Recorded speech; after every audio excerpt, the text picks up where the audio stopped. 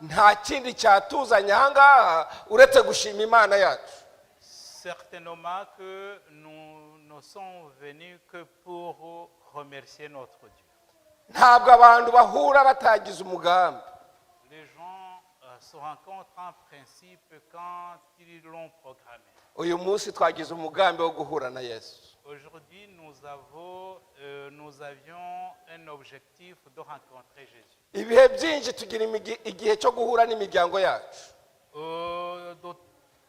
Souvent, nous prenons du temps pour rencontrer nos familles cyangwa se tugahura n'inshuti zacu. ou rencontrer nos amis. Tugahura dufite umugambi. Nous nous rencontrons parce que nous l'avons programmé. Natwe dufite umugambi uyu munsi wo guhura na Yesu. Aujourd'hui, nous nous sommes rencontrés parce que nous avons un but de rencontrer Jésus. Ni byiza guhura na Yesu C'est bien de rencontrer Jésus kuko Yesu aduha amahoro yo mu mutima. parce qu'il nous donne la paix dans nos cœurs. Muri iki gitondo ndagira ngo tuganirire hamwe. Nahuye na Mesiya. Un message qui a comme titre J'ai rencontré le Messie. Nahuye na Mesiya. J'ai rencontré le Messie. Igihe Yesu n'abigishwa we bari bavuye i Yudaya bajya i Galilaya, Pendant que Jésus et ses disciples partaient de la Judée vers Galilée,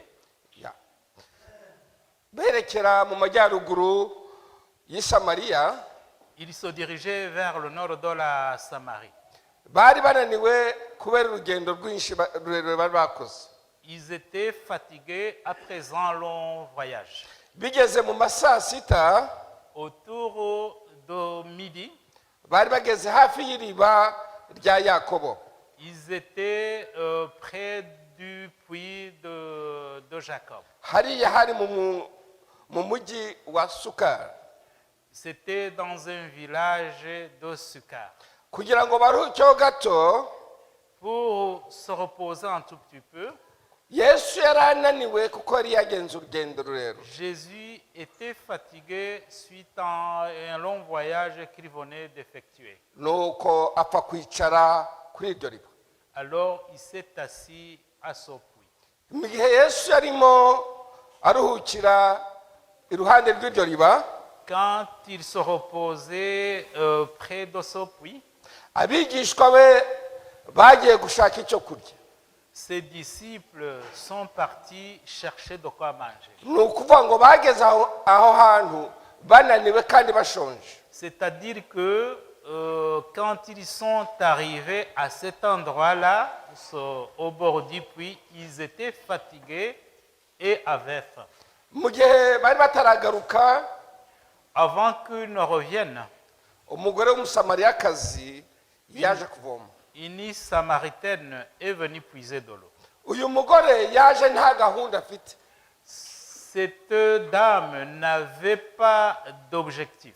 Ndetse igitekerezo kitubwira yuko yaje mu masaha ya saa sita kandi ni amasaha ataramenyerewe yo kuvoma.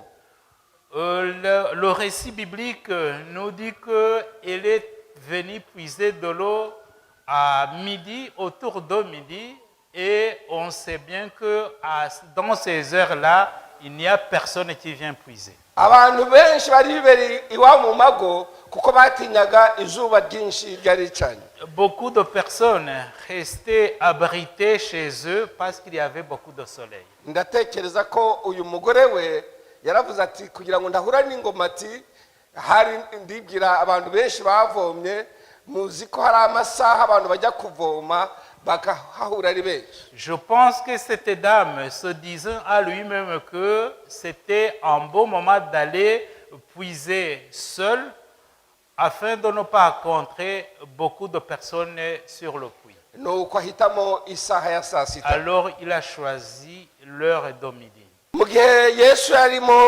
aruhuka, Pendant que Jésus se reposait iruhande rw'iryo riba, tout près de ce puits, igihe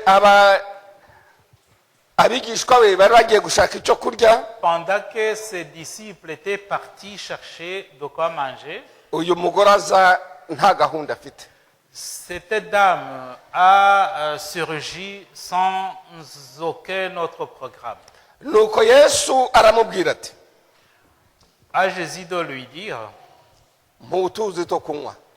donnez-moi un peu d'eau pour boire. Ng'umusamariyakazi La Samaritaine, comme une Samaritaine, yabonaga ko ari munsi ya yesu, munsi ya yesu, mbese adakwiriye kugira icyo elle amusaba. se sentait en dessous de Jésus, inférieure ou bien inférieure à Jésus. kandi adakwiriye kugira icyo amuha.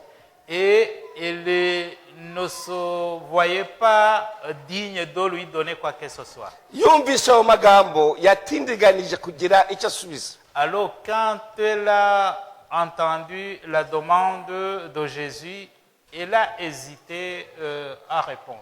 Ndagira ngo iki gitekerezo mugisome muri Yohana igice cya 4. Je vous invite à lire cette histoire dans l'évangile Saint Jean, chapitre 4, duhere ku murongo wa 7 kugeza wa 9. à partir du verset 4 jusqu'à 9. Yohana igice cya 4 Jean, umurongo wa chapitre 7 4, du verset 7 kugeza wa 9. à 9. Umusamariyakazi aza kuvoma, Yesu aramubwira ati mbutuzi two kunywa, kuko abigishwa be bari bagiye mu mudugudu kugura ibyo kurya. Umusamariyakazi aramusubiza ati kuri umuyuda ngaho umusamariyakazi unzaha amazi ute? Comme vous l'avez remarqué, le texte a été projeté. Ubusanzwe abasamariya n'abayuda ntabwo bashyikiranaga. D'habitude, les Samaritains et Juifs ne s'entendaient pas bien Bitewe n'urwikekwe bwari hagati yabo. parce qu'ils avaient une méfiance mutuelle. Abayuda banenaga abasamariya. Les Juifs détestaient les Samaritains. Niyo mpamvu uriya musamariyakazi yibajije impamvu umuyuda amusabye amazi yo C'est kunywa. pour cela que la Samaritaine s'est demandé pourquoi un Juif lui demandait de l'eau à boire. Uyu mugore byamukoze ku mutima. Cette dame a été touchée du cœur. Bishoboka bite ko umuyuda yasaba umusamariyakazi amazi yo kunywa? Comment est-il possible qu'un Juif puisse demander de l'eau à boire à un Samaritain? Ni ikibazo nabaza buri wese akwiriye kwibaza. C'est une question que je peux poser à tout le monde. Aha turavuga umusamariyakazi, Ici, on parle de la Samaritaine. reka noneho tubyerekeze kuri twebwe. Alors, retournons l'histoire sur nous-mêmes. Ni kangahe twanga guha bagenzi bacu cyangwa kuvugana na bagenzi bacu Combien kuko de- tudahuje ubwoko? Combien de fois ne voulons-nous pas parler à quelqu'un d'autre parce qu'il n'est pas de notre ethnie? Ni kangahe tudashaka guhura n'abo tudahuje ubwoko? Combien de fois ne voulons pas rencontrer quelqu'un parce qu'il n'est pas de notre ethnie? Iki ni igitekerezo dukwiriye gutekereza tukava ngaha duciye urwo rusika ruri hagati y'ikidatandukanye. C'est une réflexion que devait faire tout le monde, chacun d'entre nous, et partir d'ici après avoir bâti son mur. Nuko Yesu abwira uwo mugore ati Jésus a dit à cette femme, iyaba wari uzi kwaka amazi yo kunywa uwo ari we, si tu connaissais celui qui te demandait de l'eau à boire, ni wowe umusabye amazi akaguha amazi y'ubugingo. c'est plutôt toi qui lui aurais demandé de l'eau à boire et il te donnerait de l'eau vive. Niyo mpamvu uwo mugore yamubaje atangaye ati Raison pour laquelle cette dame lui a posé une question étonnée. kuri uyu muyuda ngaba umusamariyakazi bishoboka bite ko wansaba amazi yo kunywa?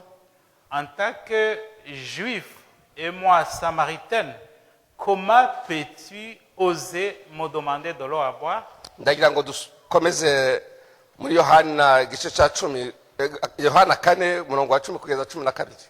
Poursuivons notre lecture à partir du verset 10 jusqu'au 14. ndagira ngo iki gitabo mugikomeze Restez toujours dans ce chapitre. kuko nicyo turakomeza. Notre méditation va se fonder sur ce chapitre. yohana 4 umurongo wa 10 kugeza 12. Jean 4, de 10 à 14. yesu aramusubiza ati, iyaba wari uzi impano y'imana ikomeye n'ugusabye amazi uwo ari we, uba umusabye nawe akaguha ku mazi y'ubugingo. undi ati, databuja, kudafite icyo uvomesha, iriba rikaba rirerire, none se ayo mazi y'ubugingo wayakura he? ku murongo wa 12. mbese ye uruta sogokuruza yakobo wadufukuriye iri riba, kandi akaba anywa amazi yaryo ubwe n'abana be ndetse n'amatungo ye? Le passage a été projeté. yesu yamubajije agira ati, Jésus lui a posé la question. umuntu wese unywa kuri aya mazi ntazongera kugira inyota ukundi. Toute personne boit de l'eau que je donne n'aura plus jamais soif. nyamara uzanywa kuri aya mazi uravoma ahangaha azagira inyota igihe Mais cyose. celui qui boira de cette eau de ce puits, de l'eau de ce puits, aura toujours soif. umuntu uzahabwa amazi nzamuha azahabwa amazi y'ubugingo, Mais celui qui recevra de l'eau que je donne Kandi- recevra de l'eau de vie. kandi azadudubiza kugeza iteka ryose. Et cette eau de vie abondera toujours. yesu yashoboraga kubona neza ukwemera k'uyu mugore, Jésus pouvait voir la foi de cette dame. kuko yarushije kwerekana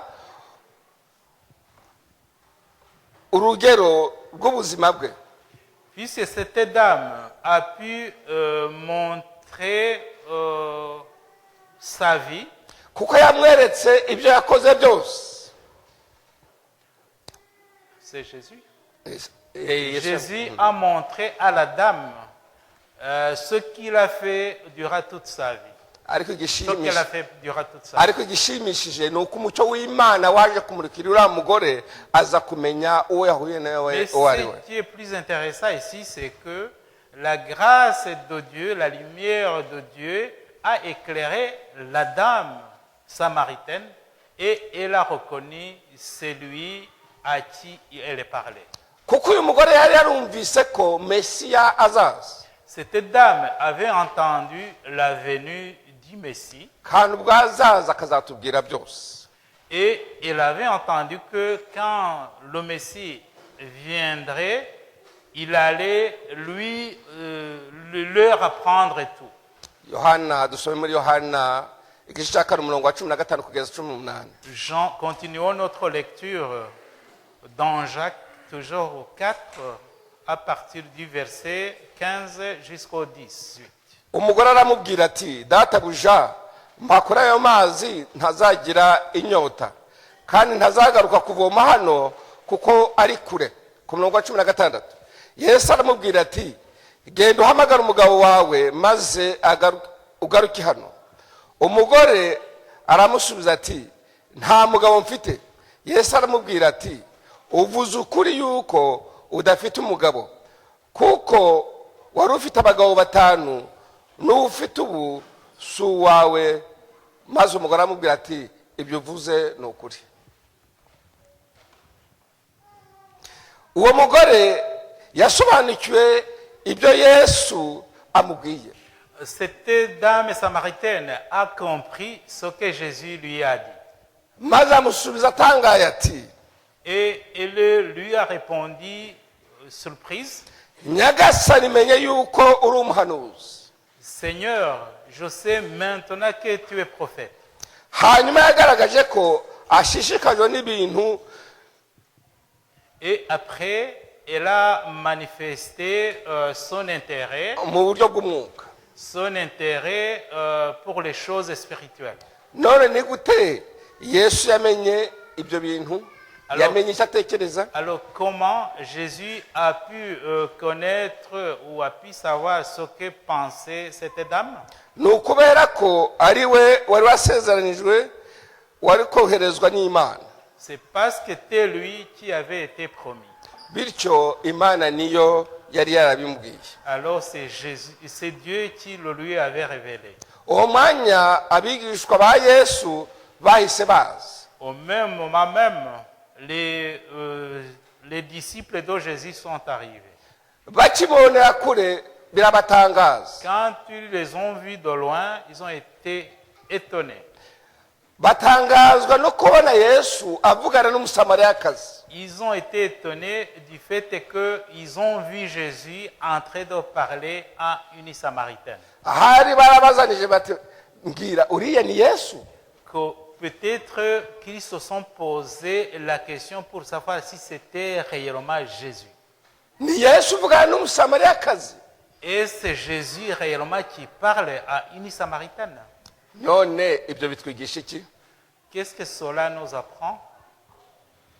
Bitwigisha yuko Yesu akunda abantu bose, Cela nous apprend que Jésus aime tout le monde. abantu bo mu moko yose. Les gens de toute nation, de toute ethnie, de toute race. Uru ni urugero rwiza Yesu yaduhaye kugira ngo natwe tubashe gukunda bagenzi bacu. C'est un bel exemple que Jésus nous a donné pour pouvoir aimer nos prochains. Bavandimwe, byaba bibabaje kuba tuza aha ngaha buri munsi ariko tutakunda bagenzi bacu. Frères, ça serait lamentable si nous venons régulièrement ici alors que nous n'aimons pas nos prochains. Byaba bitangaje kuza hano buri munsi haza imirimo yawe ariko ugifite umutima wo kumva ko utavugana na kanaka ko mudahuje. Ça serait étonnant et triste de te voir te déplacer toujours ici alors que tu as quelqu'un à qui tu ne veux pas parler. Icyo mbabwira muri iki gitondo Ce que je bavandimwe, vous dis ce matin, chers frères, ni uko dukwiriye guca urwo rusika rudutandukanya c'est que na bagenzi bacu. nous devons détruire ce mur qui nous sépare d'avec nos prochains. Dukwiriye kumenya yuko Yesu yavanyeho urwo rusika. Nous devons savoir que Jésus a détruit son mur. Niba Yesu yarashoboye kwicara n'umusamariya, kuko njyewe nta kwicara n'umuntu tudahuje ubwoko. Si Jésus a su s'asseoir avec une Samaritaine, qui suis-je pour ne pas pouvoir m'asseoir avec quelqu'un d'autre ethnie ou d'autre race? Ndagira ngo mbabwire ko ibyo twiga ntabwo dukwiriye kubifata nk'aho dusoma ibinyamakuru. Je voudrais vous dire que ce que nous lisons dans la Bible ne doit pas être comme si nous lisions les journaux. Ndagira ngo mbabwire iki bavandimwe, Je voudrais vous dire une chose. ntihagire ugenda avuga ngo yababwiye sha. Ne partez pas en vous disant ou en pensant que, en vous exclamant que j'ai dit ou bien j'ai tapé au point plus fort. Ahubwo ugenda utekereza uti mbese koko njyewe rura rusika nararuciye. Mais plutôt, partez en pensant en te demandant si ce mur qui est en toi a été détruit. Ntacyo byaba bimariye kuza aha ngaha ntaraca urwo rusika. Ça ne me servirait à rien si je viens ici régulièrement alors que je n'ai pas encore détruit ce mur. Kuko icyo dushaka ni ukuzabona ubugingo buhoraho. Parce que ce que nous cherchons, c'est avoir la vie éternelle. Yesu yatubwiye yuko tutakunda Imana tutigeze kubona kuruta uko twakunda abo tubana. Jésus nous a bel et bien dit que nous ne pouvons pas aimer Dieu que nous n'avons jamais vu tout en haïssant nos prochains que nous connaissons bien. Mureke tugire urukundo rwa kivandimwe avandimwe. Que ayons un amour fraternel. Mureke tugire urukundo rukunda bagenzi bacu. Ayons un amour envers nos prochains. mureke tubanze dukunde bagenzi bacu nabo bazadukunda, Aimons d'abord nos prochains et à leur tour, ils nous aimeront. kuko nicyo yesu atwifuzaho. C'est ce que Jésus veut de nous. Ntabwo uzashaka ngo bagukunde kandi wowe utarabanza gukunda. Si tu n'aimes pas, pourquoi veux-tu qu'on t'aime? Ahubwo banza ukunde kugira ngo nawe ukundwe, Aime d'abord pour être aimé après. kuko Parce hari abavuga ngo ni donadoni.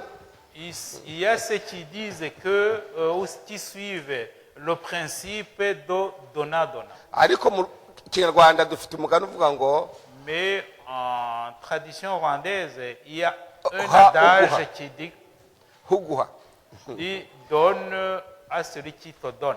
kuko niba iyo utatanze nawe ntabwo wakira.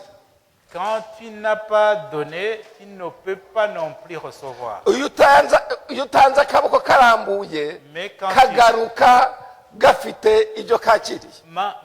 Mais quand tu donnes main tendue, ces mains tendues te reviennent avec quelque chose que tu reçois. Inshuti yanjye muri iki gitondo ndagira ngo Mon ami, buri wese agira icyo atekereza kuri iki gitekerezo. que chacun réfléchisse sur ce qu'il doit faire ce matin. Ubwo nateguraga iki kibwirizwa Quand je préparais ce sermon, nagitekerejeho nanjye ubwanjye. j'ai beaucoup réfléchi sur ça. Nabanje gutekereza mu mibereho yanjye. J'ai pensé même à ma façon de faire, j'ai pensé d'abord à ma vie. Ndibaza nti mbese koko nkunda bagenzi banje nk'uko bikwiriye. Je me suis demandé si j'aime réellement mes prochains comme il faut. Ndagira ngo uyu munsi bibe umunsi wa nyuma wo kureka kwikanyiza no kwanga bagenzi bacu. Je voudrais que aujourd'hui soit pour toi, pour moi, le dernier jour d'être contre nos prochains. Ahubwo mbitemo gukunda bagenzi banje nk'uko nikunda. Mais que ce soit un jour de décision à aimer nos prochains comme nous nous aimons nous-mêmes. Ntabwo ushobora gufata igikwasi ngo ukijombe, Tu ne peux pas t'épingler toi-même. ariko tunezezwa no kubijomba bagenzi bacu Et nous voulons, kandi tudashobora kubyijomba. mais nous nous contentons ou bien nous préférons épingler nos prochains alors que nous ne pouvons pas le faire nous-mêmes, contre nous-mêmes. Yohana 19:20. Jean 19, verset 20. Umugore aramusubiza ati databuja menye yuko uri umuhanuzi, ba sogokuruza bacu basengeraga kuri uyu musozi, namwe bakagira ngo i Yerusalemu niho bakwiriye gusenga. Plutôt, c'était Jean 4, du verset 19 à 20. 19:20. Ya. Nanone kuri 21 kugeza 22 na 23. Les versets 21 et 22 aussi sont affichés. Yesu aramusubiza ati mugore nyizera, igihe kizaza ubwo hazaba batasengera data kuri uyu musozi cyangwa Yerusalemu. Dore mwebweho musenga icyo mutazi, ariko twebwe dusenga icyo tuzi, kuko agakiza kava mu Bayuda. Ariko igihe kiraje ndetse kirasohoye ubwo basengera data mu mwuka no mu kuri, kuko data ashaka bene abo aribo basenga Imana n'umwuka, n'abayisenga bakwiriye kuyisenga mu mwuka no mu kuri. Icyo data yifuza ko bamusenga by'ukuri naho basengere, ahubwo ni uburyo basenga. Uwo mugore yatangaye cyane yumvise ayo magambo Yesu amubwiye. Le texte a été affiché. Dushobora kwibwira ko tuza hano mu rusengero ko ariho ko kuza mu rusengero bifite akamaro. Nous pouvons penser que venir uniquement à l'église est tuteur en soi. Tukaza twibwira ari bimeze nk'umuhango. Et nous venons, nous le faisons comme une coutume. Ni byiza ko tuza mu rusengero ariko tukaza tuzi ikituzanye cyari. C'est bien que nous venions à l'église, mais il faut venir sachant ce pourquoi nous venons. kuko bidatinze yesu agiye kuza atanga ibihembo. Sans tarder, Jésus reviendra pour donner la récompense. kandi azabiha abamwizeye bose. Et cette récompense sera donnée à tous ceux qui auront cru en lui. azabiha abakurikije amategeko ye bose. Il récompensera tous ceux qui auront suivi ou obéi à toutes ces lois. uyu mugore yumvise amagambo ya yesu asiga ikibindi cye arirukanga. Quand cette femme samaritaine a entendu les paroles de Jésus, elle a laissé sa cruche sur le puits et elle est retournée au village. yari amaze kumenya yuko ari mesiya yahuye nawe. C'était après avoir reconnu que c'était le Messie qu'elle avait rencontré. aravuga ati ntabwo ibintu nabyihererana, reka njye kubibwira bene wacu. Et elle s'est dit qu'elle ne pouvait pas garder cette nouvelle pour elle seule et elle est partie l'annoncer aux gens de son village. yagiye mu kirorero cye maze ahamagara bene wabo. Elle est retournée dans son village et elle a appelé tous les proches. uko bigaragara yavugirije urusaku kugira ngo bashobore kumwumva. Comme on peut se l'imaginer, elle a dû crier pour que tout le monde puisse entendre. maze aravuga ati Et elle a dit, nta gushidikanya nahuye na mesiya. sans doute j'ai rencontré l'homme. ni wa wundi batubwiye yesu C'est mesiya namubonye. celui-là dont on nous a parlé. uyu mesiya ni wa wundi watwabwiwe. C'est ce Messie, c'est celui-là qu'on nous a annoncé. maze ngo yahinze umushyitsi kuri iryo riba. Et elle a tremblé au bord de ce puits. yiyumvishemo ko abonye umukiza bimutera ubwoba. Quand elle a reconnu que c'était le Sauveur, elle n'a pas résisté, elle a tremblé. ndagira ngo mbabwire ko yaje kuri uwo mugezi nta gahunda afite yo kubonana na yesu. Je voudrais vous dire que quand elle venait ici au puits, elle n'avait pas le programme de rencontrer le Messie. kuko igitekerezo kitubwira yuko uyu mugore nta gahunda yari afitanye na yesu. Le récit biblique nous dit que cette femme samaritaine n'était pas de connivence avec Jésus. ahubwo ibiriya mpamvu yesu we burya yatindaga ku mugezi azi uwo bagiye kuhahurira. Mais par ailleurs, Jésus savait bien qu'elle allait rencontrer une dame samaritaine au puits. nubwo atashatse kubibwira abigishwa bari kumwe nawe, ariko yari azi ko agiye guhura n'umusamariyakazi. Même s'il n'a pas voulu en avertir ses disciples, il savait bien qu'il allait rencontrer une Samaritaine. maze umusamariyakazi agenda aririmba ati nahuye na mesiya nta gishidikanya. Alors, à la Samaritaine de crier ou de répondre qu'elle avait rencontré le Messie. dore igishimishije kuri uyu mugore Voilà ce qui est plus intéressant chez la Samaritaine. nuko kuri we yarahindutse. C'est qu'elle a changé. agenda aririmba ati ntabwo ngiri hahandi kuko ubu nahindutse. Elle est chantée en disant que je ne suis plus à ce stade-là. Moi, j'ai changé. kwa kundi mwankekaga ntabwo nkiriwe ahubwo nahindutse undi muntu. Comme vous me connaissiez, je ne suis plus la même. Je suis devenue une autre personne. muri iki gitondo waba wahuye na mesiya? Ce matin, aurais-tu rencontré le Messie? mbese waba wabashije guhinduka maze ugahinduka undi muntu? Est-ce que t'aurais-tu changé pour devenir une autre personne? kuko wahuye na mesiya arahinduka pe. Parce que celui qui a rencontré le Messie, il change totalement. aba undi muntu. Il devient une autre personne. maze abantu bamubonye bakabona ko yahuye na mesiya. Et tous ceux qui le voient remarquent constatent qu'il a rencontré le Messie. muri iki gitondo ndasaba imana kugira ngo Ce matin, je demande à Dieu pour que itubashishe guhinduka, il nous aide à changer duhindure imibereho yacu. à changer notre façon de vivre. uko twari dusanzwe tumeze duhinduke pe. changer notre façon de vie et devenir quelqu'un d'autre. maze yesu wa wundi utanga amahoro ubwo agiye kuzaza Ego. azaduha ikamba ritangirika. Et que comme ce Jésus qui donne la paix va revenir et qu'il nous donne la couronne de gloire. ndasaba imana kugira ngo itubashishe guhinduka rwose, Je demande à Dieu pour qu'il nous aide à changer complètement. bigaragare ko twahuye na mesiya. Afin que ça se voit qu'on a rencontré le Messie. uko niko gusenga kwanjye basabira nanjye nisabira mu C'est ma izina rya Yesu. prière pour moi et pour vous ce matin. Amen. Amen.